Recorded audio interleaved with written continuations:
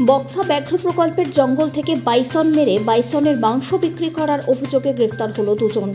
ঘটনাটি ঘটেছে আলিপুরদুয়ার জেলার ভুটান সীমান্ত সেন্ট্রাল ডুয়ার্স এলাকায়। বন দপ্তর সূত্রে খবর, রবিবার বনকর্মীরা জানতে পারেন সেন্ট্রাল ডুয়ার্স এলাকা থেকে কিছু ব্যক্তি বাইসনের মাংস বিক্রির চেষ্টা করছে। এরপর এদিন বক্সা ব্যাঘ্র প্রকল্পের বনকর্মীরা সেন্ট্রাল ডুয়ার্স এলাকায় স্নিফার ডগ নিয়ে অভিযান চালিয়ে একটি বাড়িতে হানা দেন। বন দপ্তর সূত্রে আরও জানা গিয়েছে, বাইসনের মাংস সহ একজন 65 বর্ষীয় শান্তা বাহাদুর রায় এবং 34 বছর বয়সী সুকমান রায় নামক দুই ব্যক্তিকে গ্রেপ্তার করা হয়েছে। অবশ্য এই ঘটনায় পলাতক আরও এক। অভিযুক্তদের কাছ থেকে তল্লাশি চালিয়ে আগ্নেয়াস্ত্র, ধারালো অস্ত্র এবং অন্যান্য সরঞ্জামও উদ্ধার হয়।